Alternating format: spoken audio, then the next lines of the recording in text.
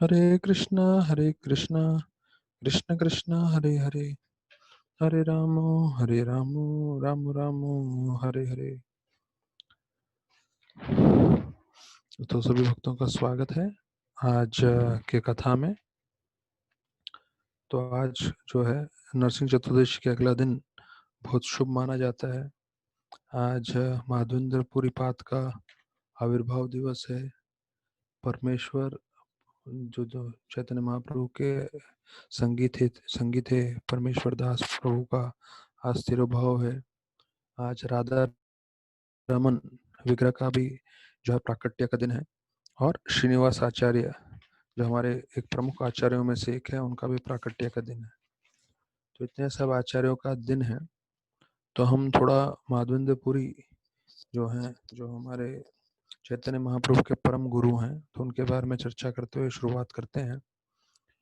तो वर्णन आता है हाँ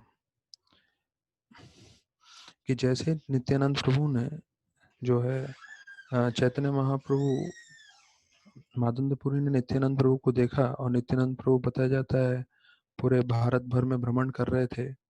और भारत में भर में भ्रमण करते हुए जब वो माधवेंद्रपुरी से पहली बार मिले तो बताया जाता है वो पूरी के पूरी तरह से भाव विभोर हो गए और उनका पूरा शरीर जो है ऐसे कंपित हो गया एकदम। जो है ये सब जो है उच्च कोटि के प्रेम के या उच्च कोटि के भक्ति के भाव के विकार हैं जो हम समझ नहीं सकते। जैसे माधवेंद्रपुरी जो है नित्यानंद प्रभु को देखते ही मूर्छित हो गए। अब ये सब से सुनना चाहिए हमें हमारे शुद्धिकरण के लिए, क्योंकि आज के तारीख में हम ये सब कहीं देख नहीं सकते कि कोई किसी को देख के बेहोश होके गिर गया। पर वो शुद्ध भक्तों का इतना ऊंचा स्तर था तो वो ऐसे सब लीलाएं करते थे। तो चैतन्य महाप्रभु बोले माधवेंद्रपुरी जो है उनको भक्ति के सबसे ऊंचे रस का ज्ञान है। तो जैसे हम जानते हैं कि वो हमने एक श्लोक सुना था पिछली बार माधवेंद्रपुरी के बारे में कि कैसे आ, उनके अंतिम समय में वो श्लोक का जप कर रहे थे। अहि दीन दयार्थनाथ है मथुरानाथ कदाक लोक से हृदय तलोक कात्रम दैत्य करोति करोम्य हम। तो ये जो श्लोक है तो उसका मतलब जैसे हमने देखा था सिर्फ 4 लोगों को ही मालूम है। एक है कृष्ण भगवान, एक राधा रानी, एक चैतन्य महाप्रभु और एक है माधवेंद्रपुरी। इन 4 के अलावा इस सृष्टि में कोई पांचवा नहीं है जिनको इस श्लोक का मतलब मालूम है। तो बताया जाता है कि जैसे वो जागृत अवस्था में आए तो फिर उनकी आंखों से अश्रुधारा बहने लग गई। और बताया जाता है कि दोनों नित्यानंद प्रभु और माधवेंद्रपुरी जो है पूरी तरह से मिट्टी में जो है लोटपोट होने लगे, इतने भाव विभोर हो रहे थे। और यहाँ तक कि जो है ऊंचे ध्वनि में चिल्ला भी रहे थे। तो ये सब जो चीजें हैं जैसे मैंने बताया ये शुद्ध प्रेम और शुद्ध भक्ति का लक्षण है।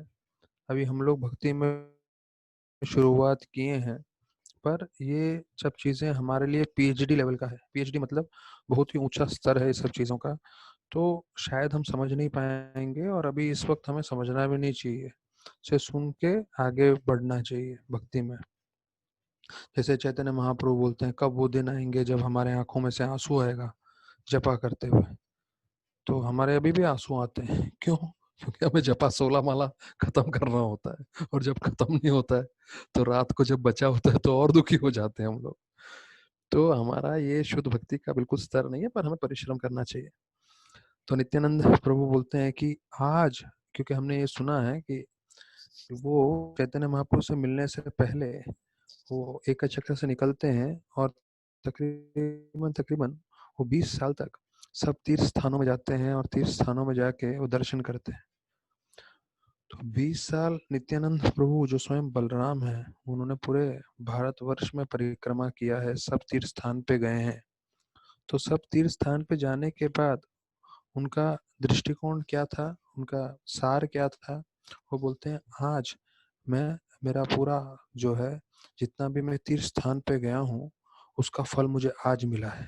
क्या? मुझे आज माधवेंद्रपुरी इतने परम आचार्य का संग मिला है।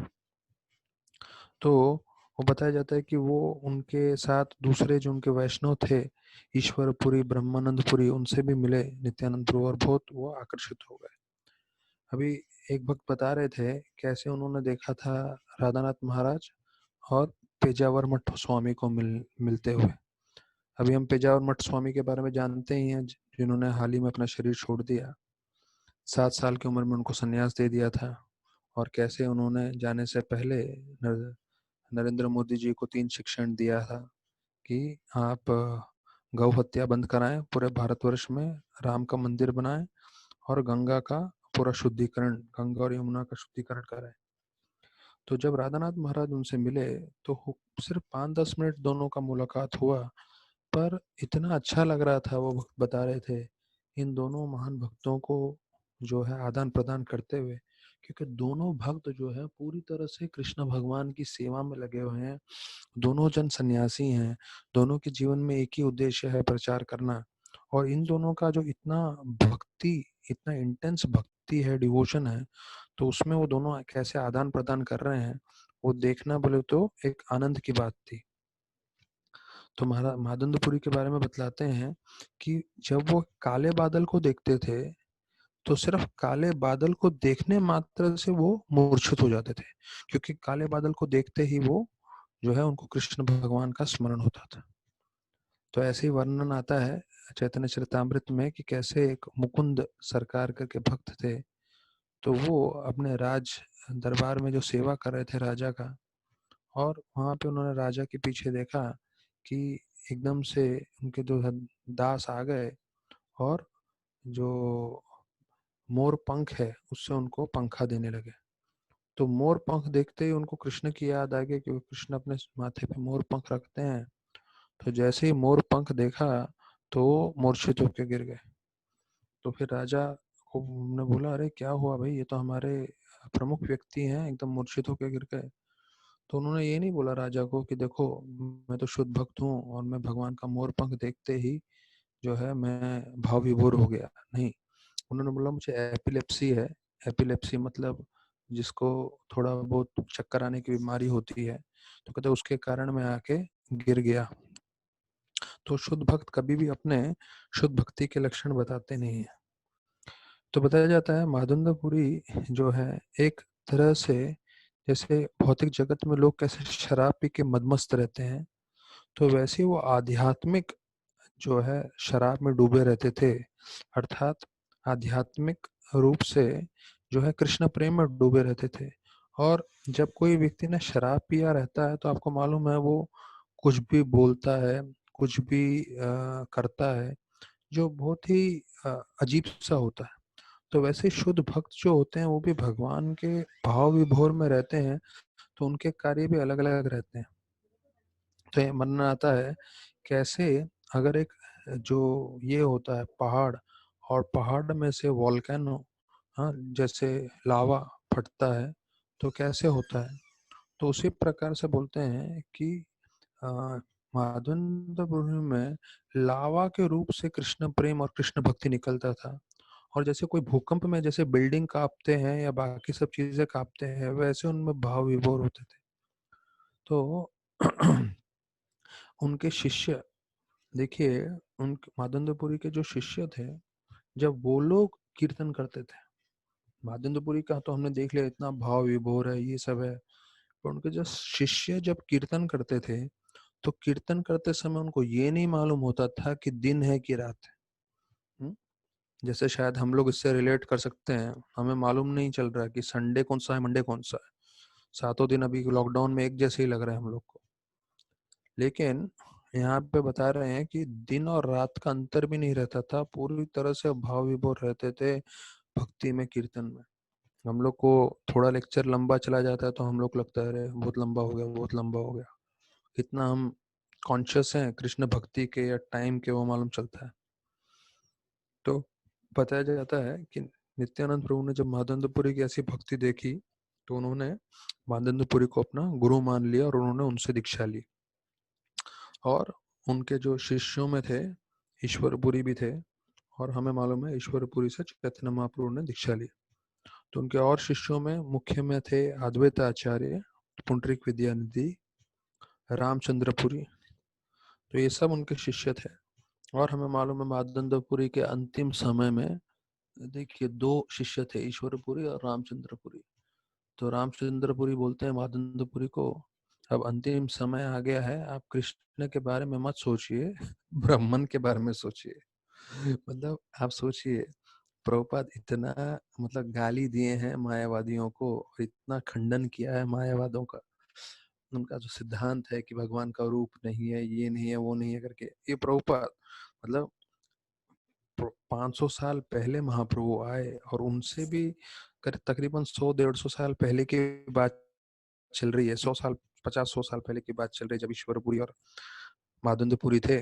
तब ये रामचंद्रपुरी बोल रहा है मादंदपुरी को भी अंतिम समय में जब शरीर त्यागने वाले हैं, बोलते एक काम करो, आप ब्राह्मण पे ध्यान रखो। और वो वाकई मतलब ऐसे मजाक में नहीं बोल रहे थे, अपने गुरु को निर्देशन दे रहे हैं। क्या निर्देशन दे रहे हैं कि आपका अंतिम समय आ रहा है, आप ब्राह्मण पे ध्यान रखें। तो वो इतने क्रोधित हो गए मादंदपुरी। मतलब मैं क्यों हंस रहा हूँ इस बात को लेके कि मतलब सोचो, हमारे कोई डिवोटी को इस एज में भी कलयुग के मतलब जो स्प्रेड हो गया है उसमें भी कोई बोलेगा ब्राह्मण पे ध्यान दो, तो हम लोग उसको भी भगा देंगे, बोलेंगे पागल हो गए क्या, हरे कृष्णा कीर्तन करो, गोपीनाथ का स्मरण करो, उनका ध्यान दो। थोड़ी है कि ब्राह्मण पे हम लोग ध्यान देंगे। और ये किसको बोल रहा है, मतलब जो चैतन्य महाप्रभु के गुरु परम गुरु को बोल रहा है ब्राह्मण पे ध्यान दो। तो माधवेंद्रपुरी इतने क्रोधित हो जाते हैं, बोलते हैं निकल जा तू मेरे सामने से, तू यहाँ रहेगा तो तेरे कारण जो है मेरी भक्ति भी भ्रष्ट हो जाएगी, मेरा जीवन का जो पूरा भगवान पे ध्यान रखने का उद्देश्य है वो भी बिगड़ जाएगा, निकल यहाँ से। तो उसको भेज देते हैं। और क्योंकि उसने गुरु अपराध किया था, फिर देखते हैं वो चैतन्य महाप्रभु को भी अपराध करते हैं, और जीवन पर्यंत जो है ईश्वरपुरी का रामचंद्रपुरी का जीवन में एक ही चीज रहता है, भक्तों में दोष ढूंढना, वैष्णव में दोष ढूंढना। और यहाँ तक कि चैतन्य महाप्रभु को देखते हैं तो उन्हें भी दोष ढूंढते हैं। तो बताया जाता है कि चैतन्य महाप्रभु से जब मिलते हैं तो उनके कमरे में देखते हैं चींटियां है, तो चींटियां को देख के बोलते हैं इतनी चींटियां क्यों है, इसका मतलब तुम मीठा खाते हो, मिठाई ज्यादा खाते हो, ये कैसे सन्यासी हो तुम। हाँ, इसको किस में दोष ढूंढ रहा है, स्वयं भगवान में, और बोल रहा तुम मिठाई खा रहे हो इसलिए इतनी चींटी है, तुम भोगी हो, ये हो वो हो करके उनको पूरा निंदा करता है। तो राधानाथ महाराज बता रहे थे, अरे चींटियां तो पूरे पृथ्वी पे है भैया, जगन्नाथपुरी में भी रहेगी, किसी के घर में भी रहेगी, इसका मतलब ये थोड़ी है क्योंकि मीठा खा रहा है ज्यादा। और बताया जाता है कि ये भी इतना तपस्या करने लगे चैतन्य महाप्रभु, उन्होंने बोला अपने भक्त गोविंद को, अपने जो उनके सेवा करते थे, आज से मेरा खाना आधा कर दो, मैं जितना खाता था उसका आधा ही क्वांटिटी खाऊंगा। तो देखिए चैतन्य महाप्रभु भी मानने लगे कि हाँ रामचंद्रपुरी ने दोष ढूंढा है, इसका मतलब सही होना चाहिए। तो देखिए वो भगवान का दोष ढूंढने लगे, भक्तों में दोष ढूंढने लगे, उनका पूरा जीवन व्यर्थ हो गया। और उनके बदले में थे ईश्वरपुरी। वो ईश्वरपुरी बताया जाता है मादंदपुरी के अंतिम समय तक उनकी सेवा कर रहे थे। और मादंदपुरी जब पूरी तरह से बिस्तर पे रह गए थे तो उनके शरीर से मल मूत्र भी साफ करते थे, और उनको हमेशा जो है कीर्तन करके और भागवत में से एक एक श्लोक सुना सुना के जो है उनको मदद करते थे कृष्ण भगवान को स्मरण करने को। तो बताया जाता है मादंदपुरी ने फिर ईश्वरपुरी को इतना कृपा दिया, इतना आशीर्वाद दिया, और बोला तुम सही शिष्य हो, तुम्हें मैं पूरा आशीर्वाद दे रहा हूँ। और बतलाया जाता है अपने गुरु का पूर्णतः आशीर्वाद प्राप्त करने के कारण उनको चैतन्य महाप्रभु जो है उनके शिष्य बनते हैं। तो ये पूरा वर्णन आता है। और जैसे हमें मालूम है माधवेंद्रपुरी के सबसे मुख्य इष्ट देव हैं श्रीनाथ जी, जो आज नाथद्वारा में है। वल्लभाचार्य के जितने भी संप्रदाय वाले हैं वो उनकी पूजा अर्चना कर रहे हैं। तो ये था माधवेंद्रपुरी के विषय में। और अभी जो एक है परमेश्वर जो है उनके बारे में हम चर्चा करेंगे जो है। तो बताया जाता है ये परमेश्वर चैतन्य महाप्रभु के संगी पार्षद थे। तो उनके बारे में बताया जाता है, कृष्णदास कविराज गोस्वामी चैतन्य चरितामृत में लिखते हैं कि ये पांचवे गोपाल हैं कृष्ण लीला में, और इन्होंने पूरा अपना जीवन नित्यानंद प्रभु को शरणागत दिया था। और कोई भी परमेश्वर प्रभु को याद करेगा तो उसको क्या मिलेगा? कृष्ण की कृष्ण की प्रेम प्राप्ति होगी। तो ये चैतन्य चरितामृत के आदि लीला के 11वें अध्याय के 29वें श्लोक में वर्णन आता है कि सिर्फ परमेश्वर प्रभु को जो कोई याद करेगा तो याद करने मात्र से उसको कृष्ण प्रेम की प्राप्ति होगी। कृष्णदास कविराज गोस्वामी बोल रहे हैं। फिर कृष्ण कर्णपूर्ण बता रहे हैं कि वास्तविक रूप में वो कृष्ण के सखा हैं और उनका नाम है अर्जुन, जो है गोलोक वृंदावन में। ये हो गए। अभी आपने कृष्णदास कविराज सुन लिया, कवि कर्णपूर्ण सुन लिया, अभी वृंदावन दास ठाकुर क्या बताते हैं वो सुनिए। बोलते हैं नित्यानंद जीवन परमेश्वर दास, चैतन्य भागवत में लिखा है। तो देखिए वृंदावन दास ठाकुर जिन्होंने पूरी चैतन्य भागवत की रचना की है वो बोल रहे हैं कि परमेश्वर जो थे वो नित्यानंद के प्राण थे, इतना वो उनको प्यार करते थे। तो उनके बारे में वर्णन आता है कि जब वो कीर्तन कर रहे थे इतने भाव विभोर होके, तो बाहर एक जो कर्मी लोग थे वो उनकी प्रशंसा नहीं करते थे। तो उन्होंने एक मरे हुए लोमड़ी को देखा, तो उन्होंने कीर्तन के बीच में वो मरा हुआ लोमड़ी डाल दिया। तो परमेश्वर प्रभु इतने भक्ति में लीन थे, तो उनको कोई ज्यादा फर्क नहीं पड़ा कि ये लोमड़ी डाल दिया है, लेकिन उनको अच्छा नहीं लगा कि ये लोमड़ी मरा हुआ है करके। तो उन्होंने उन पे कृपा दिखाई और कृपा दिखा के उसको वापस से जीवित अवस्था में कर दिया। और जैसे ही वो जीवित अवस्था में गया वो तुरंत निकल गया वापस से उसमें से बाहर, कीर्तन में से। तो जो कर्मी लोगों ने जिन्होंने ये लोमड़ी को डाला था वो देखे हमने तो मृत लोमड़ी को डाला था, पर इनकी भक्ति की शक्ति ऐसी है कि इन्होंने मरे हुए लोमड़ी को भी जिंदा कर दिया। तो ये देख के जो है वो पूरी तरह सब प्रभावित हो गए। और फिर बताया जाता है कि जानवा माता जो है, जब वो खेतुरी में पहला गौर पूर्णिमा के लिए गई थी तो परमेश्वर प्रभु जो थे वो उनके साथ गए थे और उनके साथ वो पूरे वृंदावन में भी परिक्रमा किए थे। और उनके कहने पे उन्होंने श्री श्री राधा गोपीनाथ मंदिर, राधा गोपीनाथ विग्रह का हटापुर में जहाँ पे वो पूजा करते थे वहां पे उन्होंने उनकी स्थापना की और उस स्थापना में जानवा देवी स्वयं थी। तो इंस्टॉलेशन किया था उन्होंने इस विग्रह का।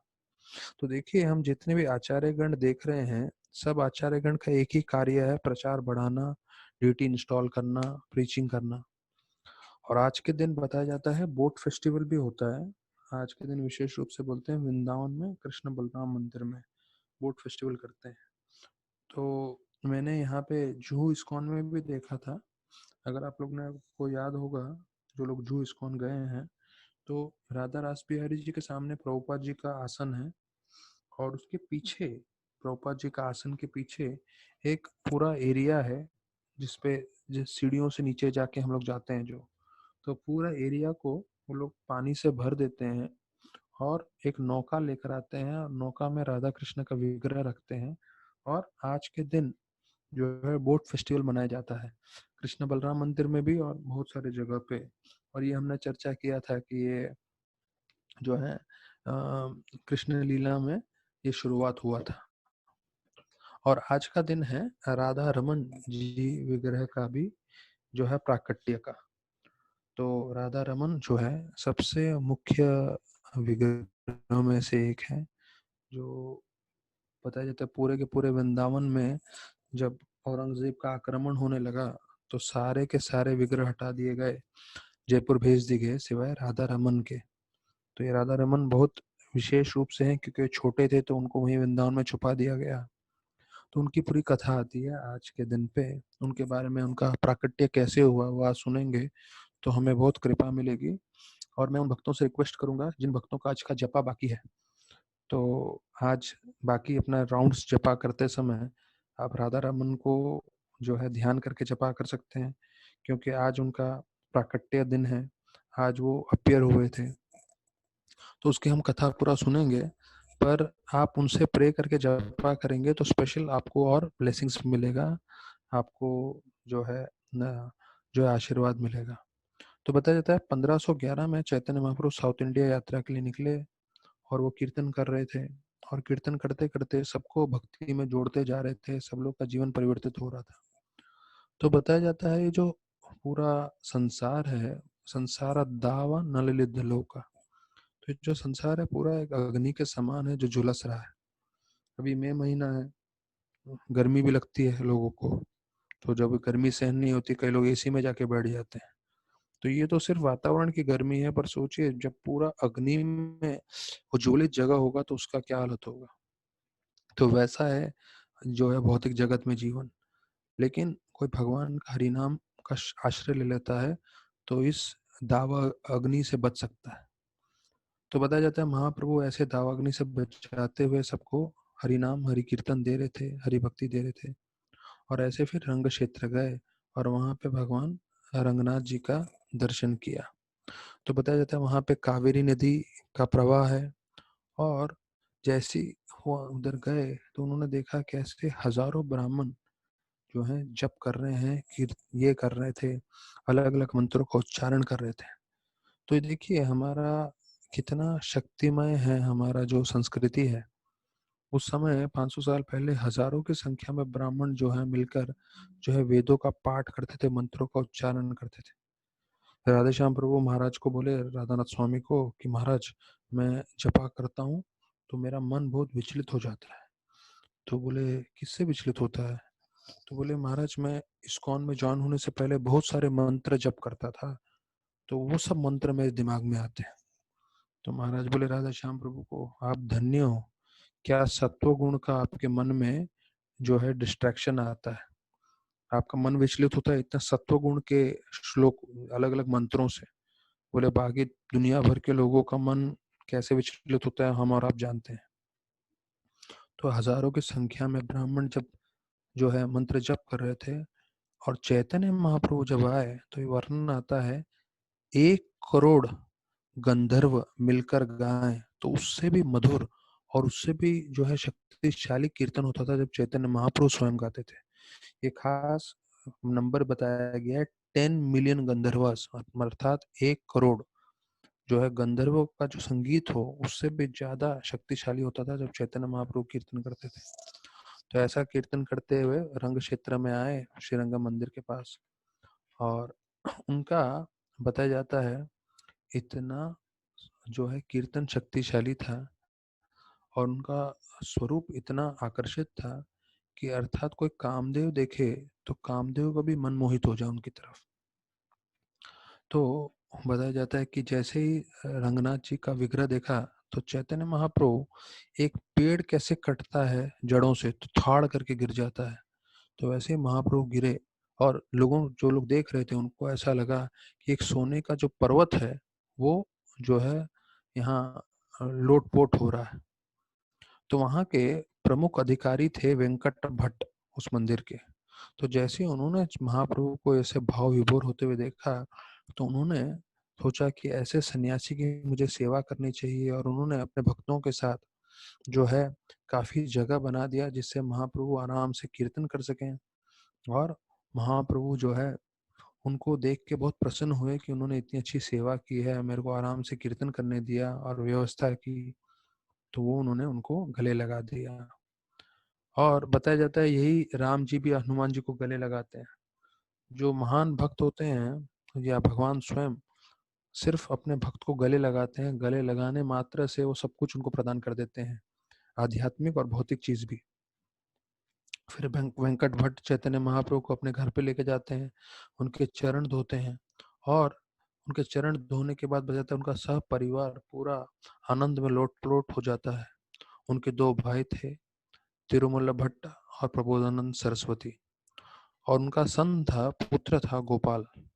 तो गोपाल जैसे ही आके प्रणाम करता है महाप्रभु इतने कृपा दिखाते हैं, गोपाल को उठाते हैं और अपने जो है गोदी में बिठा देते हैं। और बताया जाता है 4 महीना जब चतुर्मास से चल रहा था तो महाप्रभु उनके यहाँ प्रसाद लेते थे वेंकट भट्ट के यहाँ। और 4 महीना रोज गोपाल को जो है अपने पास बुलाते थे और अपना भोजन होने के बाद अपनी थाली में से पूरा महाप्रसाद देते थे।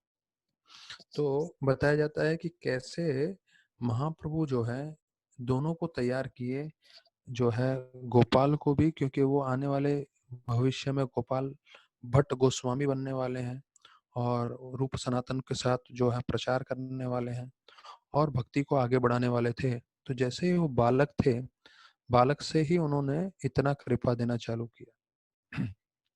और अधिकांश समय मालूम नहीं है, हमें इतना मालूम है चैतन्य चरितामृत में ये वर्णन आता है कि यहाँ पे जो है वेंकट भट्ट के साथ जो है प्रचार करके जो है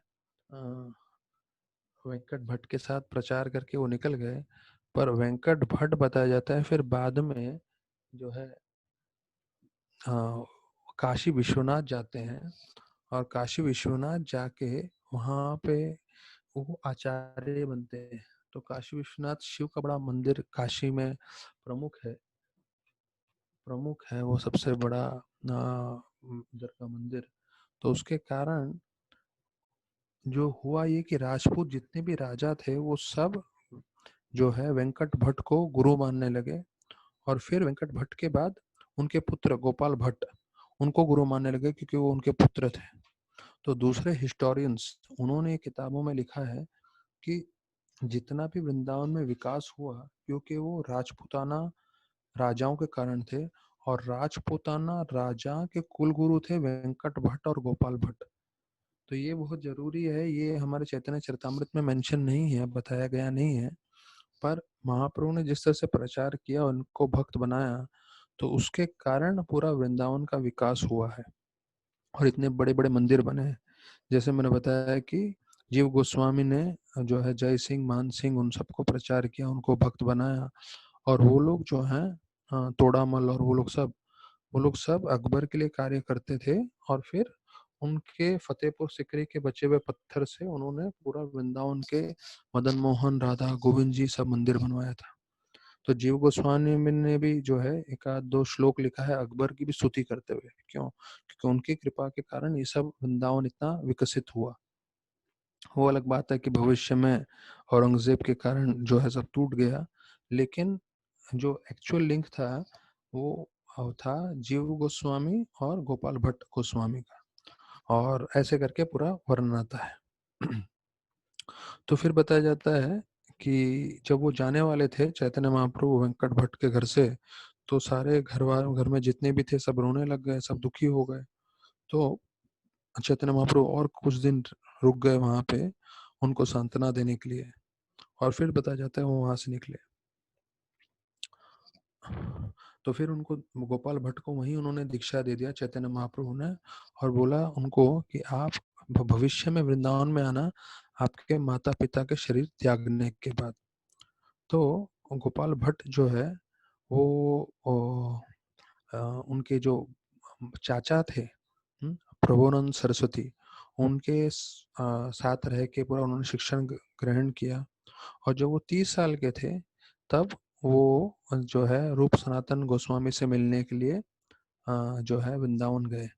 लेकिन तब तक बताया जाता है शायद चैतन्य हाँ, तो फिर आगे बताते हैं कि चैतन्य महाप्रभु को जैसे ही मालूम चला, क्योंकि रूप और सनातन ने ये बोला चैतन्य महाप्रभु की गोपाल भट्ट अभी आ गए हैं और हमारे साथ यहाँ सेवा कर रहे हैं, तो चैतन्य महाप्रभु ने उनके लिए अपनी उत्तरी और एक कृष्ण भगवान जिसपे बैठते हैं चौकी, तो वो जो चैतन्य महाप्रभु स्वयं इस्तेमाल करते थे वो महाप्रसाद करके भेजा गोपाल भट्ट के लिए। तो आज भी अगर हम राधा रमन मंदिर जाएंगे तो आज भी राधा रमन मंदिर में आपको ये चौकी मिलेगी, और बताया जाता है चैतन्य महाप्रभु का उत्तरी कपड़ा भी अभी भी है। फिर बताया जाता है चैतन्य महाप्रभु जब अपना लीला समाप्त करके चले गए तो इतने दुखी हो गए जो है गोपाल भट्ट, और ऐसी दुखी अवस्था में वो मूर्छित हो गए थे। तो मूर्छित अवस्था में उनको एक सपना आया, और सपने में चैतन्य महाप्रभु ने बोला कि आप नेपाल जाइए और नेपाल जाकर आइए और उधर गंडकी नदी में जो है स्नान करिए। तो चैतन्य महाप्रभु की ये शिक्षण जो है स्वीकार करके वो नेपाल गए, और नेपाल में गंडकी नदी में जैसे ही स्नान किया, और स्नान करने के पश्चात उनके जो कमंडलू था उसमें पानी भरने के लिए जो है गंडकी नदी का पानी लिया। तो पानी लेते ही अंदर जो है शालिग्राम शिला आ गए। तो उनको लगे अरे शालिग्राम शिला आ गए, मुझे तो यहाँ से शालिग्राम नहीं ले जाना चाहिए, शालिग्राम शिला अर्थात स्वयं विष्णु है। तो उन्होंने क्या किया, पूरा शालिग्राम वापस से अंदर रखवा दिया गंडकी नदी में। जैसे ही शालिग्राम अंदर डाल दिया तो वापस से जो है पानी लेने गए, तो वापस से शालिग्राम अंदर आ गए। ये 2 बार हुआ। तो फिर उन्होंने वापस से शालिग्राम और जल पूरा गंदगी नदी में डाल दिया। और फिर वापस से तीसरी बार जो है पानी लेने के लिए जो है उन्होंने कमंडलू डाला। जब तीसरी बार शालिग्राम आए, तब वो समझ गए कि भगवान विष्णु की इच्छा है, चैतन्य महाप्रभु की इच्छा है कि मैं इन शालिग्राम शिलाओं की पूजा करूं। शालिग्राम शिला मतलब जो विष्णु ही है स्वयं, जो है इस शालिग्राम के रूप में आते हैं। तो 12 शिला बताया जाता है उनके कमंडलू में आए, तो उनको लेकर आए और वृंदावन में उनकी जो है पूजा अर्चना कर रहे थे। तो अ, बताया जाता है एक जो है एक भक्त आए और उन्होंने बहुत सारा जो है कपड़े और गहने जो दिए। तो गोपाल भट्ट ने बोला कि ये कपड़े और गहने मुझे मत दीजिए, क्योंकि मेरे तो विग्रह जो हैं वो है सिर्फ शालिग्राम ही है। तो इनको तो मैं ज्यादा कपड़े भी नहीं दे सकता और गहने भी नहीं पहन सकते। तो आप किसी और मंदिर में जाके आप दान कर दीजिए।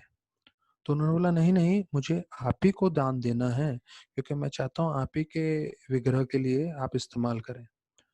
तब उस दिन वो था, जिस दिन डोनेशन हुआ था वो था कल का दिन। वो था नित्यानंद लॉर्ड नरसिंह देव अपीयरेंस, अर्थात नरसिंह देव का प्राकट्य का दिन था। तो रघुनाथ जो है गोपाल भट्ट गोस्वामी रात को खूब प्रार्थना करने लगे। बोले नरसिंह देव भगवान, आप तो खंबे से भी प्रकट हो गए थे।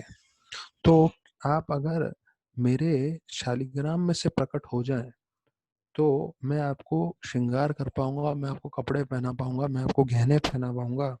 ऐसे करके उन्होंने प्रार्थना की। और कल जो है नरसिंह देव का प्राकट्य था, और ऐसा प्रार्थना करके सोए। और उन्होंने सब नरसिंह देव अपने जितने भी शालिग्राम शिला थे उनको सबको जो है चद्दर डाल के सुला दिया था। सुबह उठ के स्नान करके गए, यमुना में स्नान किए। और जब गोपाल भट्ट गोस्वामी गए तो देखा 12 शालिग्राम से जो 11 शालिग्राम है उनके कपड़े ऐसे ही थे, लेकिन एक शालिग्राम जो है पूरा ऐसा 6 इंच जितना खड़ा था। तो उनको लगा ये क्या है, ये ऐसे कैसे है। तो जैसे ही उन्होंने कपड़ा हटाया तो देखा राधा रमन जी का जो है प्राकट्य हुआ था। वो शालिग्राम में से जो है राधा रमन जी का विग्रह जो है प्रकट हुआ था। मैंने 2 तस्वीर भेजे हैं तुलसी विलास प्रभु को, वो तस्वीर दिखा सकते हैं। तो ये राधा रमन जी का तस्वीर है। तो मैंने विशेष रूप से एक खास तस्वीर भेजा है। हाँ, अगर ये डिवोटीज जिनको चाहिए वो व्हाट्सअप कर सकते हैं। मैं आपको इनकी खासियत ये बताऊंगा। ये राधा रमन विग्रह ऐसे हैं कि कई कई तस्वीरों में इनके दांत दिखते हैं। एक इनके दांत दिखते हैं, और बताया जाता है इनके हाथ के नाखून भी हैं। इतना ऐसा स्वरूप है। तो इसके जो आप होठों के बीच में देखेंगे हल्का हल्का हल्का हल्का व्हाइट स्पॉट्स दिखेगा। तो हमारे मंदिर के काफी पुजारियों ने काफी स्टडी किया हुआ है, सैफरन ब्रह्मचारी लोगों ने। और बताया गया है कई तस्वीरों में भगवान के होठों के बीच में दांत दिखते हैं, कई तस्वीरों में नहीं दिखते हैं। तो अर्थात भगवान जब मुस्कुराते हैं तो उनका जो है दांत दिखता है। तो ये बताया जाता है त्रिभंग स्वरूप है। 3 जगह जो है त्रिभंग आनंद भगवान का स्वरूप है, 3 जगह पे मुड़े हुए। और बताया जाता है उनको आज के दिन 500 लीटर, उस समय जब उनका प्राकट्य हुआ था तो 500 लीटर दूध से नहलाया था। और फिर जो है सबसे ऊंचा स्तर पूजा का जो है राधा रमन मंदिर में है।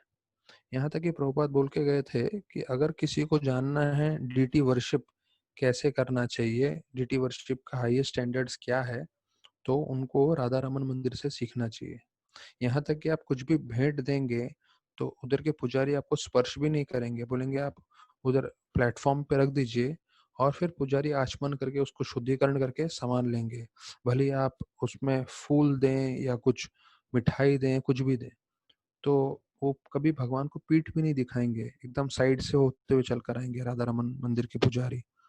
तो प्रभुपाद बोले थे सबसे highest level of deity worship है ऑल ओवर जगह, सभी जगह पे। तो ये है राधा रमन जी का विग्रह। तो बताया जाता है 1542 में जो है राधा रमन जी का प्राकट्य हुआ था।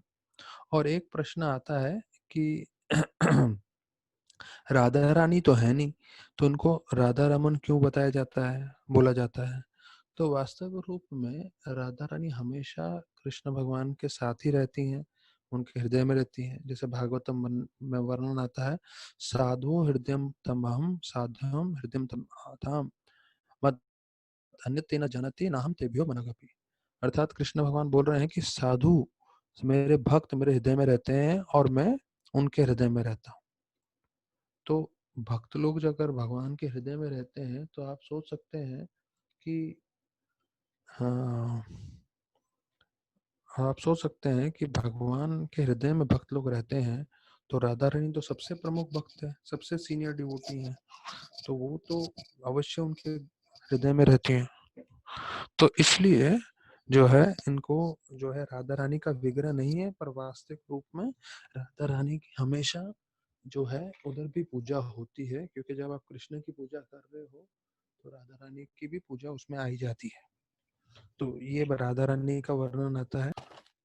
तो इसके बारे में राधा रमन विग्रह के बारे में बताया जाता है कि कैसे उनके दांत भी दिखते हैं और उनके इतने वो ऐसे प्राकट्य हुआ है उनका विग्रह का कि उनके हाथ के नाखून भी दिखते हैं अगर नजदीक से हमें को देखने को मिले तो एक बताया जाता है कि जो वैज्ञानिक हैं वो आए थे और उन्होंने आके वैज्ञानिक लोगों ने जो है इस विग्रह को अच्छे से जो है जांच किया और उन्होंने ये साबित किया है, मतलब साइंटिफिक पॉइंट ऑफ व्यू से भी, कि इस विग्रह का किसी ने किसी बोलते हैं ना स्कल्पचर ने उनका पत्थर से बनाया नहीं है, ये करके वैज्ञानिक लोगों का भी यही दृष्टिकोण है। और हम देखते हैं कितने खूबसूरत है राधा रमन का विग्रह। और उनका आज का है प्राकट्य का दिन। तो बोलते हैं उन्हीं जो पुजारी थे, ये उधर की एक कहानी है जो मैं आपको जो बता रहा हूँ कि उधर के जो पुजारी थे उनका एक लड़का जो है राधा रमन विग्रह के साथ खेल रहा था, और खेलते खेलते उसने एक पतला सा लकड़ी लेके जो है भगवान के कान में भेदने की कोशिश की, और भेदते हुए एक कान से राधा रमन का जो विग्रह है एक कान से दूसरे कान तक उन्होंने जो है पूरा आर पार कर दिया। तो बोलते हैं कि भगवान के कान में से जो है उसमें खून आने लगा, जैसे कोई मानव के शरीर में करेंगे तो इतना बताया जाता है कि ये जो विग्रह है वास्तविक भगवान स्वयं है। फिर बताया जाता है गोपाल भट्ट गोस्वामी हरिद्वार गए थे एक बार, और जब हरिद्वार गए थे तो उनको जिस ब्राह्मण ने जो है घर पे उनको जो है प्रसाद कराया, उनका सेवा किया, तो ब्राह्मण ने बोला नहीं, पर गोपाल भट्ट जानते थे कि उनको पुत्र नहीं है, तो उन्होंने उनको आशीर्वाद दिया कि आपको पुत्र की प्राप्ति हो। तो उस ब्राह्मण ने भी उस वक्त निश्चय कर लिया कि अगर मुझे पुत्र की प्राप्ति होगी तो मैं वही लड़का अपना मतलब पुत्र वो गोपाल भट्ट जी की सेवा में नियुक्त कर दूंगा पूरे जीवन के लिए।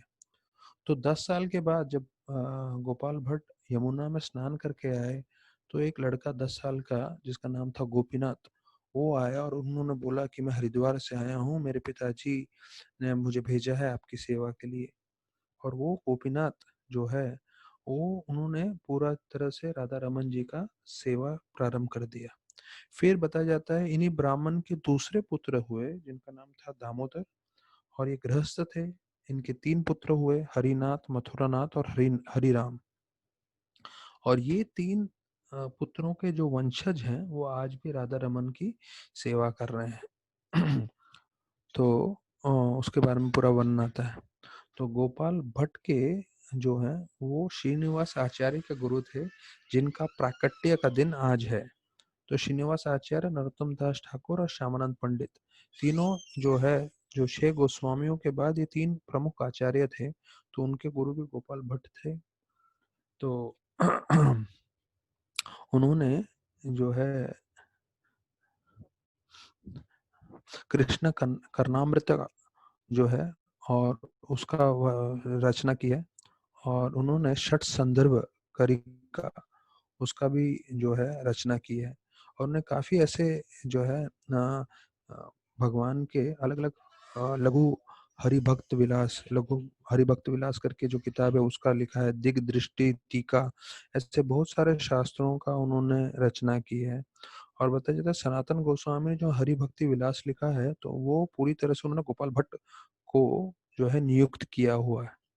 तो गोपाल भट्ट बताया जाता है 45 ईयर्स तक रहे, और कृष्णदास कविराज गोस्वामी को जब आए उनसे आशीर्वाद लेने के लिए, तो उन्होंने बोला मैं आपको तभी आशीर्वाद दूंगा अगर आप अपने चैतन्य चरितामृत में मेरी बारे में व्याख्या न करें, मेरा नाम नहीं लें।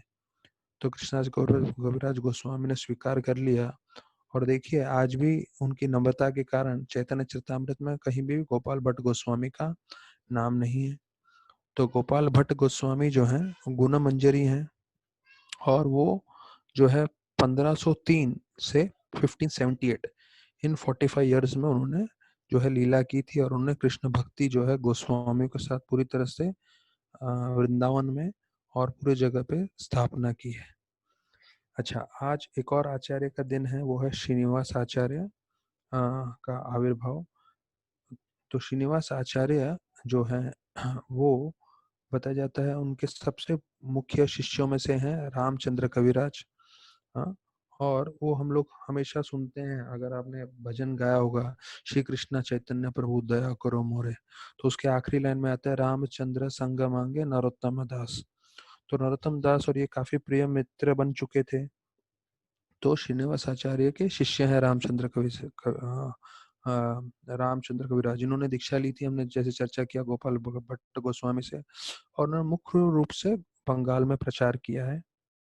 और चैतन्य महाप्रभु लिखते हैं कि कि कैसे मैंने जो है रूप और सनातन के द्वारा सब शास्त्र की रचना कराई, और प्रचार करने के लिए मैंने श्रीनिवास आचार्य नरोत्तम दास ठाकुर उनको बोला था। तो सबसे पहला जो बुक डिस्ट्रीब्यूशन कभी हुआ है तो वो हुआ है श्रीनिवास आचार्य नरोत्तम दास ठाकुर और श्यामानंद पंडित द्वारा। तो ये पूरा वर्णन आता है भक्ति भक्ति रत्नाकर में कि कैसे इन्होंने पूरा प्रचार किया था। तो नरोत्तम दास ठाकुर, श्रीनिवास आचार्य और श्यामानंद पंडित जो है तीनों वृंदावन में निवास करते थे, और उनका पूरा जीवन चरित्र बताया गया है कि कैसे श्रीनिवास आचार्य जो हैं वो चैतन्य महाप्रभु से मुलाकात नहीं कर पाए, और गदाधर से मिले लेकिन उनका भी संग पूरी तरह नहीं कर पाए, यहाँ तक कि रूप सनातन से भी नहीं मिल पाए। लेकिन फिर जो है वो जीव गोस्वामी और गोपाल भट्ट के संग में रहे, और उन्होंने गोपाल भट्ट गोस्वामी से दीक्षा ली, और जीव गोस्वामी उनके गुरु बने। तो ये पूरा वर्णन आता है। तो श्रीनिवास आचार्य जो है चैतन्य महाप्रभु का जो है शक्ति स्वरूप है, जो उनको चैतन्य महाप्रभु का जो प्रेम स्वरूप था, शक्ति स्वरूप था, वो श्रीनिवास आचार्य के द्वारा है। तो उन्होंने जो है पूरे बंगाल में जो है वृंदावन में उन्होंने शास्त्रों की रचना की, फिर बिरम्बीर राजा को जो है भक्त बनाया। एक कीर्तन का स्टाइल है जिसे मनोहर शाही बोलते हैं, तो वो कीर्तन भी श्रीनिवास आचार्य ने पूरी तरह से प्रचार किया। और खेतुरी जो है, खेतुरी में जो पहला गौर पूर्णिम हुआ था, तो उसमें श्रीनिवास आचार्य, श्यामानंद पंडित और जो है नरोत्तम दास ठाकुर तीनों ने मिलके गौर पूर्णिम किया था। तो ये चार प्रमुख बोले हैं, पर अभी हम इसके विस्तार पूर्वक में जाएंगे। तो उनके पिताजी थे गदाधर भट्टाचार्य, माता थी लक्ष्मी प्रिया। चाकंडी जो है गांव से थे वो, और गंगा के तट पे जो था, आज भी आप जाएंगे इधर कलकत्ता में हावड़ा की तरफ, तो हाँ बुर्दवान करके जो है स्टेशन आता है, तो ये वहाँ पे उनका निवास था। तो बताया था गंगाधर भट्टाचार्य को ये मालूम चला कि अभी इनका जन्म नहीं हुआ श्रीनिवास आचार्य का, तो उनको ये मालूम चला कि चैतन्य महाप्रभु का जो है संन्यास लेने वाले हैं कटवा में। तो वो गए देखने के लिए। तो बताया जाता है सब लोग इतने भाव विभोर हो रहे थे, सबके आंखों से आंसू आ रही थी। भगवान इतने उनके खूबसूरत जो है बाल थे।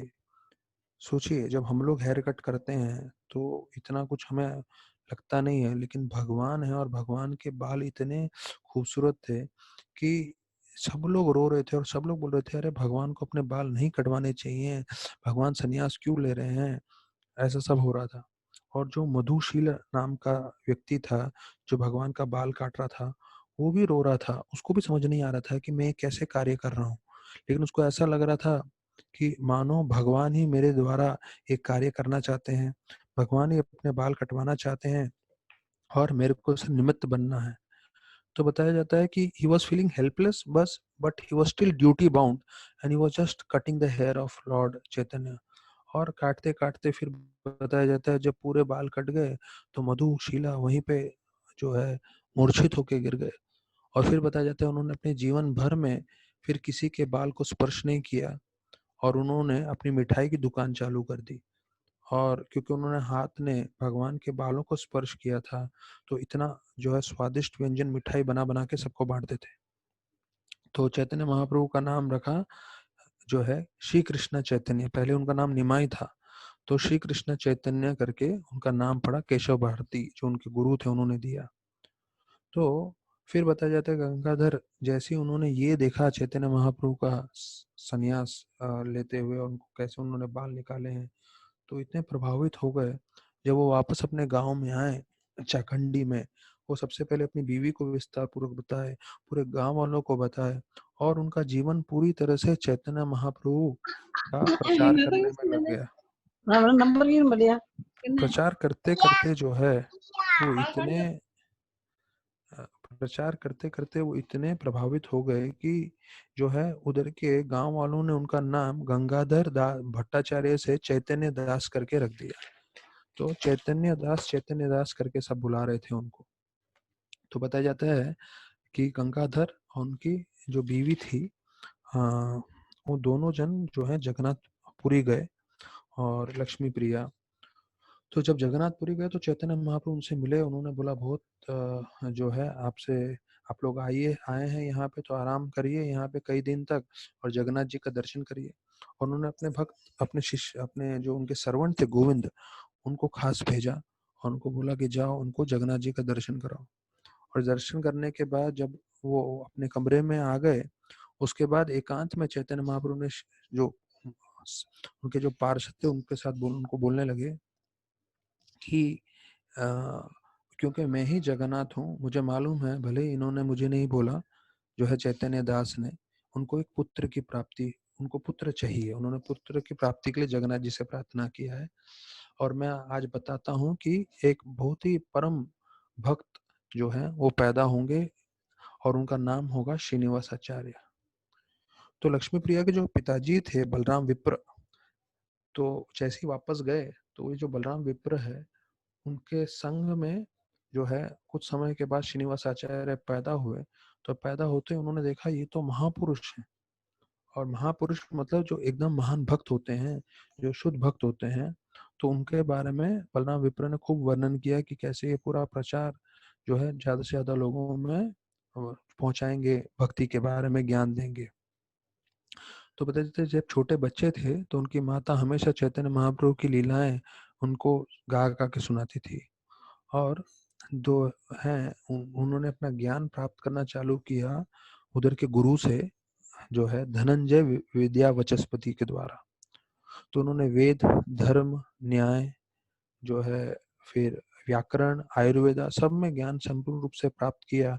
और यहाँ तक कि बताया जाता है कि सरस्वती माता एक दिन स्वप्न में आई और उन्होंने बोली कि मैं आपको सभी चीजों में पूर्णविन कर दूंगी, मेरी पूरी कृपा आप पे बनी रहेगी क्योंकि आप परम भक्त हैं।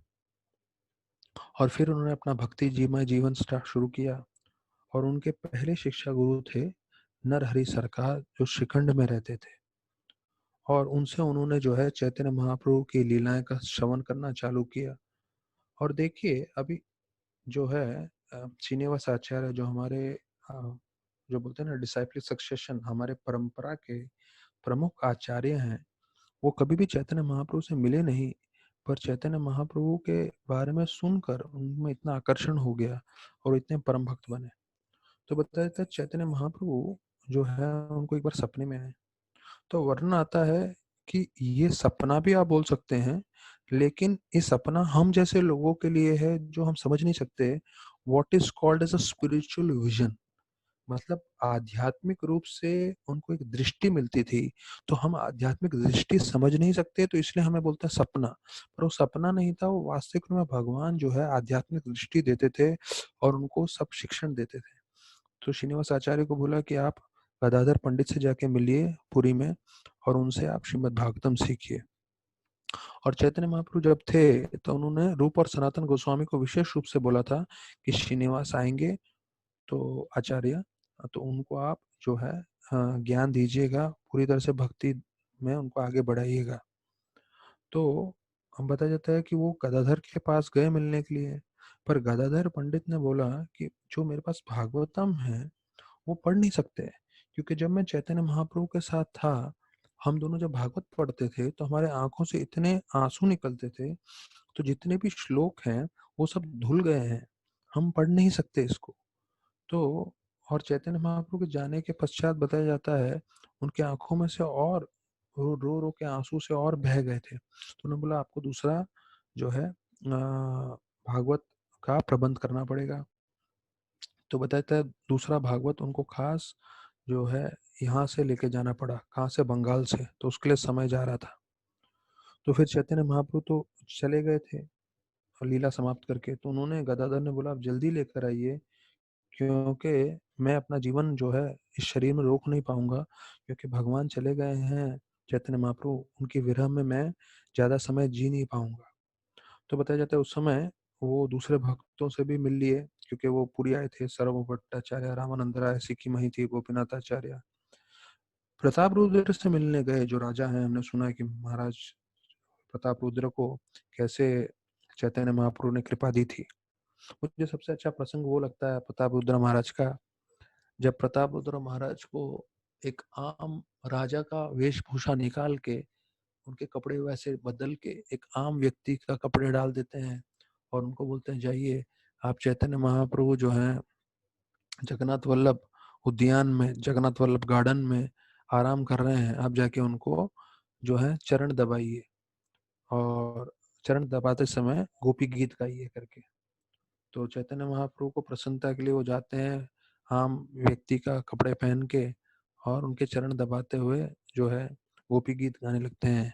तव कथामृतम तप्त जीवनम कविर्पीडितम कल्मषापहम् श्रवण मंगलम श्रीमदातताम भुविर्गनन्ति ये भूरिदा जना। जब वो सुनते हैं तो महाप्रभु इतने प्रसन्न हो जाते हैं, उनको आलिंगन करते हैं, हाँ, और बोलते हैं भूरिदा आप हो जो भगवान के गुणगान कर रहे हो, गोपी गीत सुना रहे हो, कौन हो आप?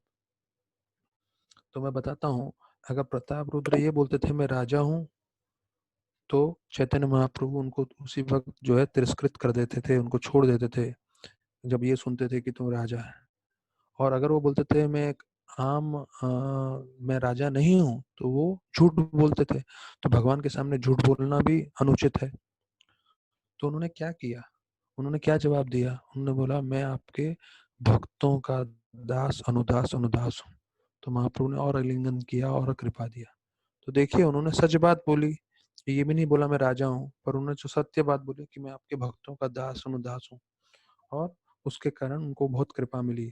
तो यहाँ बताया जाता है कि जैसे ही मिल रहे थे श्रीनिवास आचार्य सबसे, प्रताप रुद्र से मिलने आए, तो बताया जाता है चैतन्य महाप्रभु लीला समाप्त कर चुके थे। तो प्रताप रुद्र महाराज जो है किसी से मिल नहीं रहे थे और वो श्रीनिवास आचार्य से भी नहीं मिले, क्योंकि वो एकांतवास में चले गए थे, सिर्फ चैतन्य महाप्रभु का ध्यान कर रहे थे, भजन कर रहे थे, और किसी से भी मुलाकात उन्होंने बंद कर दिया था। ऐसा था उनका अंतिम समय में, पूरा भगवान का ध्यान करते हुए उनका जीवन जा रहा था। तो बताया जाता है कि चैतन्य महाप्रभु ने कैसे कृष्ण प्रेम पूरी तरह से सबको बांटा, और उसमें रूप और सनातन जो है उन्होंने ग्रंथ लिख के मदद किया कृष्ण प्रेम बांटने में। और जो ग्रंथ लिखे थे वो वितरण करने में श्रीनिवास आचार्य का सबसे बड़ा योगदान रहा। तो बताया जाता है श्रीमद भागवतम नरहरि ठाकुर से मिल रहा था, नरहरि सरकार से बंगाल में। जब उनको पास आए लेने के लिए और वापस जाने वाले थे, तब उनको मालूम चला कि गदाधर पंडित ने भी शरीर त्याग दिया। तो इतने दुखी हो गए, और वो जो है इतनी वेदना में थे। तब यहाँ पे रूप गोस्वामी जो वृंदावन में थे वो जानवा माता जी से मिले। उनको लगा कि जानवा माता जो है बंगाल जाने वाली हैं, तो उन्होंने जानवा माता को बोला कि श्रीनिवास आचार्य को तुरंत बोलिए आने के लिए। क्यों? क्योंकि जो है उनको रूप और हमसे मिलना है, चैतन्य महाप्रभु के शिक्षण उनको हमें बताने हैं। तो जानवा माता ने बंगाल में आके नरहरि सरकार को बताया, फिर नरहरि सरकार ने जो है इनको बताया श्रीनिवास आचार्य को। अब ये एक मुद्दा आता है जो हम भक्तों को बहुत जानना जरूरी है। हमारे परम गुरु हैं, हमारे आचार्य हैं श्रीनिवास आचार्य, पर उनसे ये गलती होती है। अब ये गलती के ऊपर दो तीन दृष्टिकोण हैं। हमें हमें समझना चाहिए कि जब हमें कोई शिक्षण दिया जाता है, हमें तुरंत उसका पालन करना चाहिए, विलंब नहीं करना चाहिए। और यहाँ विलंब होने के कारण जो है बहुत मुश्किल हो जाता है उनको। अभी क्या कारण है और क्या विलंब होता है वो सब मैं आपको बताऊंगा, तो ये जरा ध्यान से सुनिएगा। तो बताया जाता है वो वहां से जब उनको रूप गोस्वामी ने जानवा माता मतलब नित्यानंद प्रभु की जो भारियां हैं, जो उनकी वाइफ है, उनके द्वारा उन्होंने मैसेज भेजा कि तुरंत आइए। और उनके गुरु ने बताया, तो उस वक्त चाहिए क्या था कि तुरंत श्रीनिवास आचार्य जाएं वृंदावन। पर वृंदावन जाने की जगह पे वो जो है नवद्वीप चले जाते हैं। तो उसके दो तीन दृष्टिकोण बताते हैं। एक दृष्टिकोण यह है भगवान की इच्छा थी। दूसरा दृष्टिकोण बताते हैं कि उनको गोपाल भट्ट से ही दीक्षा लेना था, और रूप और सनातन से शायद उनके जो है उनके सानिध्य में दीक्षा नहीं था। ये दूसरा दृष्टिकोण है। और तीसरा बतलाते हैं कि श्रीनिवास आचार्य बतलाना चाहते थे कि कैसे भक्तों का संग इतना आवश्यक है, जिसके लिए जो है उन्होंने इतना बड़ा जो है उनको आज्ञा दिया था वृंदावन जाने का, वो नहीं गए। तो बताया जाता है कि वो वहां पे गए नवद्वीप में, और वहां पे सब वैष्णव से मिले। तो जो हमें मालूम है चैतन्य महाप्रभु की भार्या थी विष्णु प्रिया, जो अभी चैतन्य महाप्रभु लीला समाप्त कर चुके थे, वो विधवा हो गई थी। तो उनकी भक्ति इतनी शक्तिशाली थी कि सारे के सारे भक्तगण जो है उनसे प्रभावित थे, सब उनका आशीर्वाद लेने आते थे। बताया जाता है विष्णु प्रिया माता रोज महामंत्र जप करती थी सुबह से रात तक में। और जब भी उनका एक माला होता था, तो वो एक चावल का दाना अलग कर देती थी। तो सोच लीजिए अगर ज्यादा में ज्यादा उन्होंने हरिदास ठाकुर जितना 192 राउंड्स भी किया है, तो 190 राउंड जितना कितना होता है 190 जो है चावल के दाने, एक मुट्ठी जितना चावल होगा मुश्किल से, अगर पूरा दिन भर में 190 राउंड्स किया हो तो उन्होंने, तो उतना ही चावल का दाना शाम को पकाती थी और वो खाती थी। ये उनकी भक्ति थी। तो हम मुझे याद है एक श्रीमती माता जी करके आई थी राधा गोपीनाथ मंदिर में, तो उसने बोला था मैंने भी एक दिन किया था ऐसा, पूरा दिन भर जपा किया और रात को जब मैंने देखा तो इतना एक मुट्ठी चावल था मुश्किल से, एक मुट्ठी से भी कम। तो उसको खा के सोना, बोला तो कितनी बड़ी तपस्या होगी। तो विष्णु प्रिया ऐसे करते थे, एक माला जप मतलब एक चावल का दाना अलग, और ऐसा करके जितना चावल का दाना अलग हुआ वही खा के सोते थे। ऐसा उन्होंने जीवन पर्यंत किया था। फिर बताया जाता है चैतन्य महाप्रभु के जो शिष्य थे वंशी वदन और वंशीधर ठाकुर और ईशान, उनसे मिले। तो सब लोगों ने जो है श्रीनिवास आचार्य को आशीर्वाद दिया, और सब लोगों ने विस्तार पूर्वक जो है चैतन्य महाप्रभु की लीलाएं का वर्णन किया उनको। तो फिर बताया जाता है कि उन्होंने और दूसरे भक्तों से मिले, दामोदर पंडित से, शुक्लम्बर से, मुरारी गुप्ता से, शांतिपुर गए। तो वहाँ जो है अद्वैत आचार्य की जो भार्या थी सीता ठकुरानी, उनसे मिले। फिर उनके जो दो पुत्र थे अच्युतानंद और गोपाल, उनसे मिले। तो फिर आगे जाके बताया जाता है कि जानवा माता जी के जो पुत्र थे वीरभद्र, उससे भी मिले। और सब लोग ने उनको इतना प्यार से आलिंगन किया, प्यार से उनको जो है संग दिया, जैसे एक ही परिवार के हैं। तो ये चीज समझ लीजिए कि बाहर की दुनिया में कैसा होता है, लोग अपने परिवार वालों को ही ज्यादा मूल्य देते हैं और बाहर वालों को नहीं। पर वैष्णव समुदाय में जो भी वैष्णव बनता है वो हमारे परिवार का एक भाग बन जाता है, हमारा एक जो है निकटी भक्त बन जाता है, और हमें उसको उतना ही प्यार देना चाहिए। तो बताया जाता है जानवा माता जी बोलती हैं अभी तुम्हें तुरंत वृंदावन जाना चाहिए, क्योंकि शायद समय आ गया है जब रूप और सनातन गोस्वामी जो है अपना शरीर त्याग देंगे, अपनी लीला समाप्त कर देंगे और चैतन्य महाप्रभु के साथ आध्यात्मिक जगत में लीला के लिए चले जाएंगे। तो बताया जाता है वहां से निकल के वो अभिराम गोपाल ठाकुर के घर पे जाते हैं कृष्ण नगर में। और उनके पास एक अलग सा चाबुक था जिसका नाम है जय मंगल। और बोल बताया जाता है कि जब भी अभिराम ठाकुर उस चाबुक से किसी को मारते थे तो उस चाबुक की शक्ति से, स्पर्श से उनको कृष्ण प्रेम प्राप्त होता था। तो बताते 3 बार अभिराम गोपाल ठाकुर ने श्रीनिवासाचार्य को मारा, और सिर्फ कृष्ण प्रेम ही नहीं प्रदान किया, क्योंकि वो वृंदावन जाने वाले थे तो वृंदावन जाते समय जो है उनको शिक्षण भी दिया कि कैसे वृंदावन जाना चाहिए, हमारी भाव क्या होनी चाहिए, वगैरह वगैरह। तो जैसे गौराम प्रभु बता रहे थे, वो वृंदावन पहली बार जा रहे थे तो उनको लगा वृंदावन मतलब क्या होगा, गैया सब जगह होंगी, सब जगह हरियाली होगा, और जो है सब गोपा गोपियां घूम रहे होंगे। और जाके देखा पूरे सुअर ही सुअर थे, खुले नाले थे, और इतना जो है पूरा का पूरा वृंदावन का कहीं भी कृष्ण भक्ति नहीं लग रहा था। तब जाके उनके वरिष्ठ भक्तों ने उनको बताया, सनत कुमार प्रभु ने, आप एक काम करो, सिर्फ सेवा करो किचन में, तो आपको वृंदावन समझ में आएगा क्या है। तो वृंदावन अगर हमें समझना है तो हमें एक चीज जानना चाहिए, वृंदावन मतलब हमें सेवा करनी चाहिए भगवान की। Vrindavan means only two questions, how can I serve you lord Krishna and how can I please you. मैं आपकी कैसी सेवा कर सकता हूँ और मैं आपको कैसे प्रसन्न कर सकता हूँ। यही दो मुख्य चीज है जब हम वृंदावन में जाएंगे। कुछ ब्रह्मचारी जो है वृंदावन गए थे, वृंदावन में मदद उनको चाहिए था, तो राधा गोपीनाथ मंदिर से जब ब्रह्मचारी गए थे तो राधानाथ महाराज ने बोला, अगर आपकी सेवा नहीं है तो कभी भी कृष्णा बलराम मंदिर से आपको निकलना ही नहीं है 6 महीने में। तो ये नहीं है कि आप वृंदावन जा रहे हो तो हम लोग को क्या लगता है यहाँ घूमो वहां घूमो, राधा कुंड जाओ, गोवर्धन जाओ, शिव जी मंदिर जाओ, घूमते ही रहो हमेशा।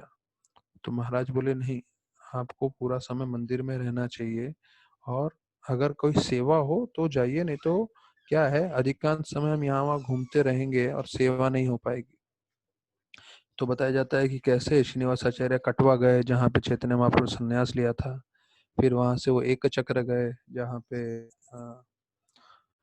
नित्यानंद प्रभु का जन्म जग का स्थान था वो। फिर बनारस गए, और बनारस में बताया जाता है चैतन्य महाप्रभु 2 महीना चंद्रशेखर आचार्य के साथ जो है उन्होंने लीलाएं की थी।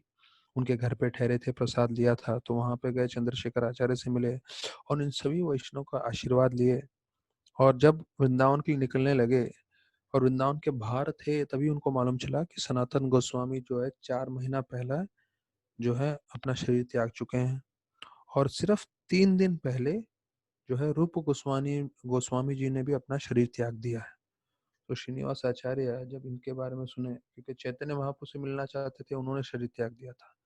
गदाधर पंडित से भागवतम सुनना चाहते थे, उन्होंने शरीर त्याग दिया।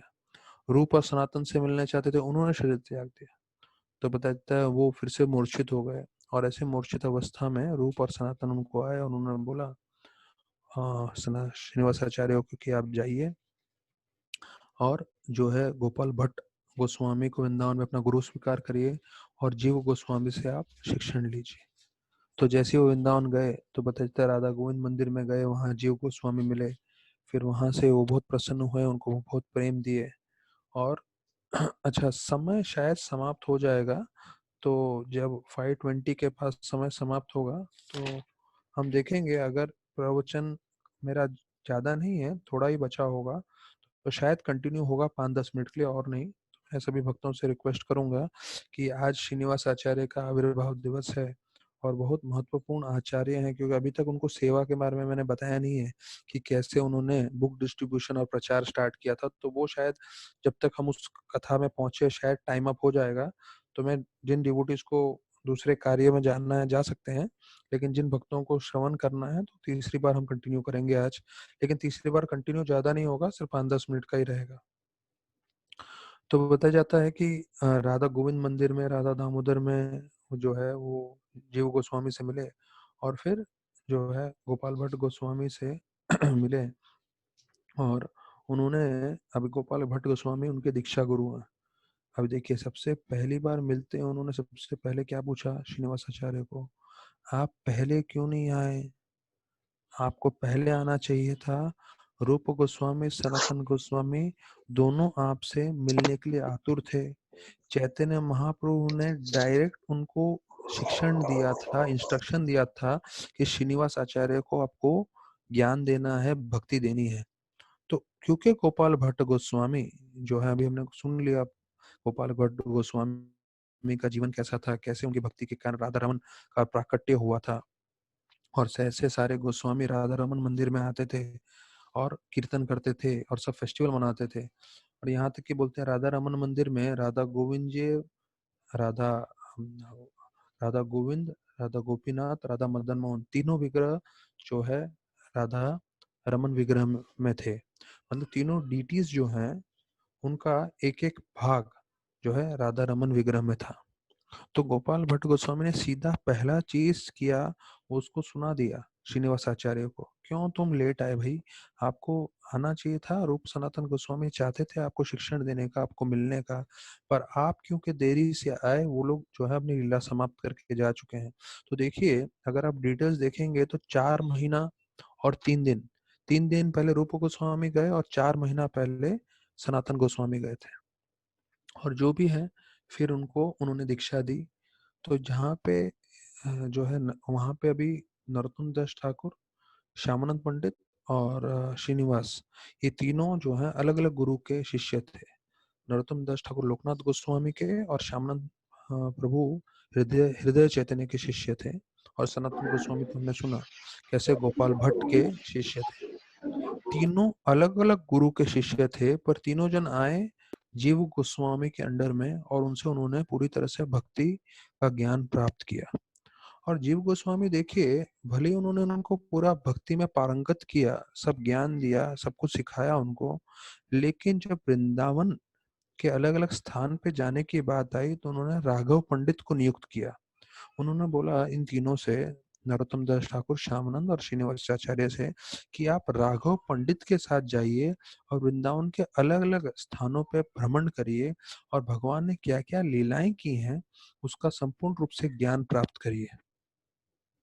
तो ये चीज हमें समझना है कि शास्त्रों का ज्ञान एक है, लेकिन हमें तीर्थ स्थान का भी ज्ञान होना चाहिए, जो जीव गोस्वामी साक्षात रूप से जो है राघव पंडित को बोलते हैं ये कार्य करने के लिए।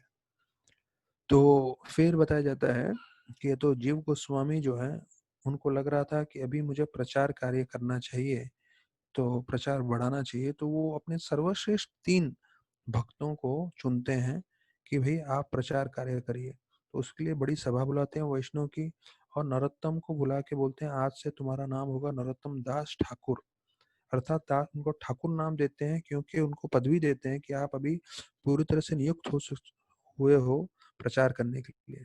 श्रीनिवास को बुलाते हैं और बोलते हैं आपका नाम होगा श्रीनिवास आचार्य। आचार्य अर्थात वो जो अपने व्यक्तिगत जीवन से आचरण करे। और फिर दुखी कृष्णदास का नाम होता है, पहले जो श्यामानंद जो नाम है उससे पहले उनका नाम था दुखी कृष्णदास। तो उनको लिए बुला के बोलते हैं क्योंकि तुमने राधा रानी को बहुत जो है आनंद दिया है। श्यामा, श्यामा मतलब राधा रानी का एक नाम है, और जो राधा रानी को आनंद दे, श्यामा को आनंद दे, उसका नाम है श्यामानंद। तो ऐसे करके तीनों को 3 नाम पूरा नियुक्त करके उनको बोलते हैं कि आप जो है ये जो हमने ग्रंथ लिखे हैं, विशेष रूप से रूप गोस्वामी ने और सनातन गोस्वामी ने, हाँ, उपदेशामृत, भक्ति रसामृत सिंधु और वगैरह वगैरह सारे जो ग्रंथ थे, तो वो सब बताया जाता है कि उनको बोला ले जाके आपको इसका प्रचार करना है बंगाल में, वृंदावन से। तो पहला किताब वितरण जो प्रारंभ हुआ था वो ये समय में हुआ था। और देखिए जो बिग डोनर कल्टीवेशन होता है कितना जरूरी है। यहाँ पे देखिए बताया जाता है जीव गोस्वामी के एक बड़े धनी भक्त थे मथुरा में। तो उन्होंने बताया जाता है पूरे प्रबंध की इन तीनों के जाने के लिए।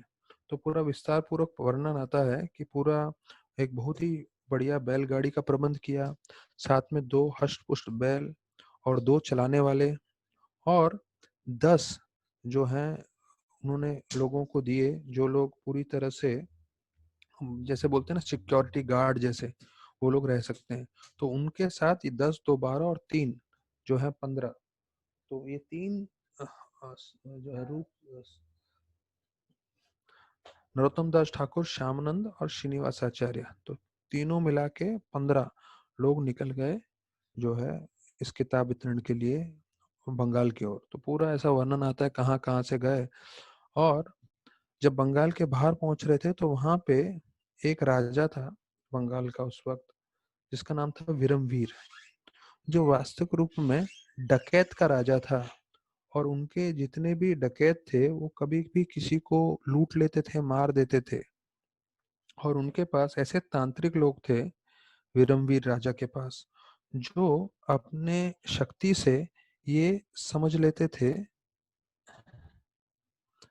ये समझ लेते थे वो लोग कि ये तो आप किसको लूटोगे तो आपको धन मिलेगा ज्यादा। तो ये तांत्रिक के पास शक्ति थी और उन्होंने बता दिया कि एक जो है वृंदावन से बैलगाड़ी में निकले हैं और उसमें बहुत सारा मूल्यवान वस्तु है। तो जब ये मूल्यवान वस्तु का वर्णन किया तो उन्होंने अपने डकैत को भेज दिया, और डकैत बताया जाता है कई दिनों से जो है उनके पीछे चल रहे थे। और चलते चलते चलते चलते बोलते जब वो वीरमवीर के इसमें आते हैं, कहाँ बोलते हैं उनके राज्य में, तो जब सो रहे थे 15 के 15 लोग, अब 10 सिक्योरिटी, 2 ड्राइवर और ये 3 साधु लोग, तो 15 जब सो रहे थे तो पूरा रातों रात जो है पूरा वो किताबों का ग्रंथ चोरा चुरा लेते हैं। अब देखिए उस समय प्रिंटिंग प्रेस नहीं था, ये रूप गोस्वामी सनातन गोस्वामी ने अपने हाथ से लिखा था। हाँ, बृहद भागवतामृत जो हम लोग पढ़ रहे हैं, अगर ये जो पहली बार जो चोरी हो गया अगर वो वापस नहीं मिलता था तो आज हम लोग को कभी उपदेशामृत नहीं मिलता था, हमें ये सब शास्त्र कुछ नहीं मिलते थे। क्यों? क्योंकि वो सब एक्चुअली चोरी हो गए थे। तो श्रीनिवास आचार्य ने बोला नरोत्तम दास ठाकुर और श्यामानंद को कि आप लोग बंगाल में जाइए, प्रचार करिए, मैं कहीं ना कहीं से ढूंढ के निकालूंगा जहां भी गए हैं किताबें। तब उनको मालूम नहीं था कि वीरमवीर ने चुराया था। और यहाँ तक कि अब इतना बड़ा, जिनके जो किताबें हैं जो पूरे गोस्वामी के थे, और जीव गोस्वामी सबसे छोटे थे और रूप और सनातन उनके जो है गुरु के समान थे।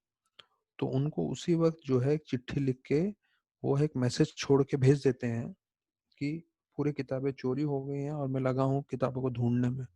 तो ऐसा नहीं कि छुपाऊं मैं, इतनी बड़ी दुर्घटना हो गई है तो मैं नहीं बताऊं, ऐसा कुछ मन में नहीं था श्रीनिवास आचार्य के। और फिर बताया जाता है कि श्रीनिवास आचार्य जो हैं जब सो रहे होते हैं तो श्रीनिवास आचार्य नहीं, विरमवीर सो रहा होता है तो उनके नींद में सपने में जो है श्रीनिवास आचार्य को देखते हैं वो। और श्रीनिवास आचार्य बोलते हैं चिंता मत करिए, आपने जितने भी पाप कार्य किए हैं उससे आपको तुरंत मुक्ति मिलेगी, और मैं भी जो है आपको अपना शिष्य बनाऊंगा और आप मेरे जो है भक्त बनेंगे, करके ऐसे करके उनको सपना आता है। जब सपना आता है तो वीरमवीर जो है, जो डकैतों का राजा होता है और पूरा उस बंगाल जगह का राजा था, तो वान विष्णुपुर उस जगह का नाम था, उधर का पूरा राजा था वो। तो जो है वो सोचता है कि इतना जो है इतना सपना है, ये कौन व्यक्ति थे। अभी पीछे क्या हो रहा है कि श्रीनिवास आचार्य ढूंढते ढूंढते विष्णुपुरा में आते हैं। वहाँ कृष्णा वल्लभ करके एक भक्त है, उनके घर पे जाते हैं, वहाँ रहते हैं। और कुछ दिनों में कृष्ण वल्लभ इतने प्रभावित हो जाते हैं, वो श्रीनिवास आचार्य के शिष्य बन जाते हैं। तो कृष्ण वल्लभ बोलते हैं कि कैसे यहाँ पे हमारे राज्य में भागवतम का पाठ होता है। तो भागवतम का पाठ, तो क्योंकि श्रीनिवास आचार्य इतने परम भक्त थे वो बोले चलिए मैं भी चलता हूँ। तो राजा के महल में जाते हैं वीरमवीर के, जहाँ पे व्यास आचार्य करके जो भागवत कथाकार हैं वो कथा कर रहे होते हैं। तो पहले दिन जैसे ही कथा सुनते हैं तो कथा सुनते ही समझ जाते हैं कि इनकी जो है, इनको ज्ञान नहीं है पूरी तरह से, वो अपने विचारधारा बोल रहे हैं जो गलत है। फिर भी कुछ बोलते नहीं है, 2 हफ्ते तक रोज भागवतम सुनने जाते हैं। और 2 हफ्ते के अंत में जो है उनसे रहा नहीं जाता और वो बोल देते हैं कि आप जो बोल रहे हैं भागवत कथा, वो हमारे गुरु परंपरा में जो श्रीधर स्वामी हैं, उनकी टीकाओं के हिसाब से आप नहीं बोल रहे हैं और ना ही जहाँ तक मुझे समझ में आ रहा है आपको इनका ज्ञान मालूम है। तो वर्णन आता है कि कैसे व्यासाचार्य जब भागवतम के ऊपर टिप्पणी दे रहे थे, तो श्रीनिवास आचार्य को जब मालूम चला कि वो गलत बोल रहे हैं, तो तुरंत उनके जो है टीकाओं पे जो है दोष उठाया। तो वहां पे जो राजा थे वीरमवीर, वो श्रीनिवास आचार्य का तरफदारी करने लगे। और व्यासाचार्य क्योंकि थोड़े जो है क्रोधित हो गए और वो बोलने लगे, अरे इसको क्या मालूम है भागवतम के बारे में।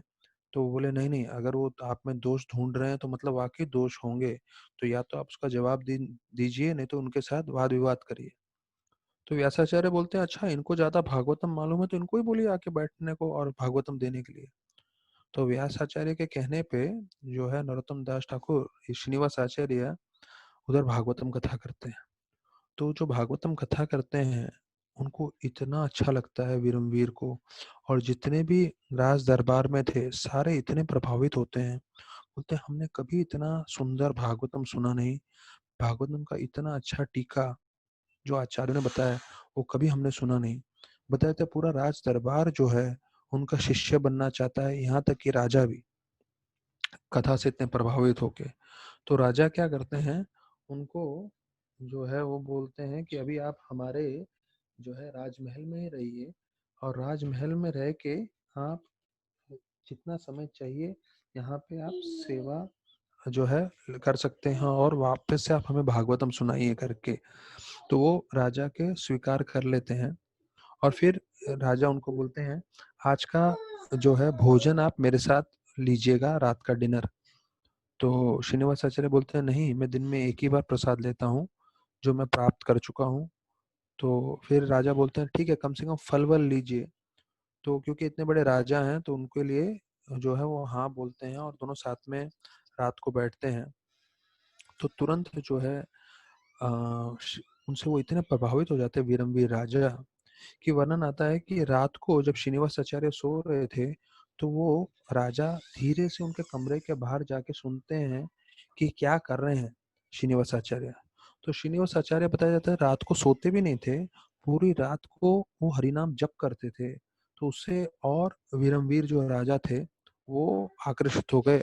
और अगले दिन जब उनका भागवतम हुआ, तो भागवतम में सबको एक चीज मालूम चल गया कि इनका जो ज्ञान है वो उनके उम्र से बहुत बड़ा है, अर्थात वो भक्ति में बहुत निपुण है, शुद्ध भक्त है।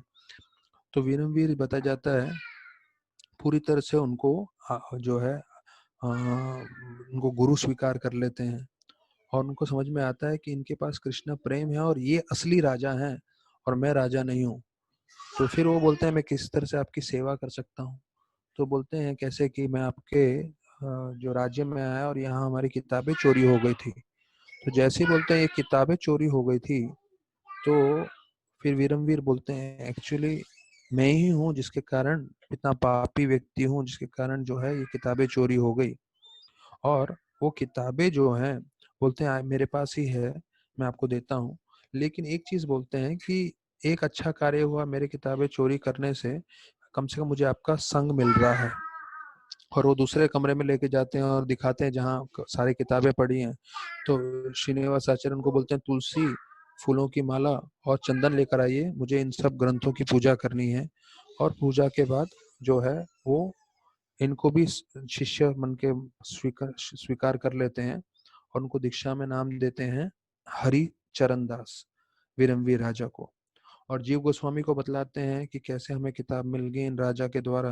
तो जीव गोस्वामी भी इतने प्रसन्न हो जाते हैं कि चिट्ठी के द्वारा वो भी उनको दीक्षा दे देते हैं और उनका नाम देते हैं चैतन्य दास। और इन वीरमवीर राजा का नाम का जो है उनके कारण बताया जाता है पूरे के पूरे जो है देश में प्रचार होता है। और उनका जो पुत्र था उनको भी दीक्षा मिलता है जिनका नाम है गोपाल दास। और व्यास आचार्य जो भागवतम कर रहे थे वो भी श्रीनिवास आचार्य के शिष्य बन जाते हैं। तो बताया जाता है कि इनके प्रभाव से देखिए, जब राजा भक्त बन जाता है तो वो अपने पूरी प्रजा को जो है भक्त बना देता है। पूरी प्रजा जो है वेजिटेरियन बन जाती है, कोई भी मांसाहार बंद कर देते हैं और उसके कारण बताया जाता है बहुत प्रचार होता है। यहाँ तक कि जब मुसलमान लोग का राज था तब भी इतना ज़्यादा उधर जो है परिस्थिति बुरा नहीं था क्योंकि उनकी इतनी भक्ति जो है स्ट्रांग थी।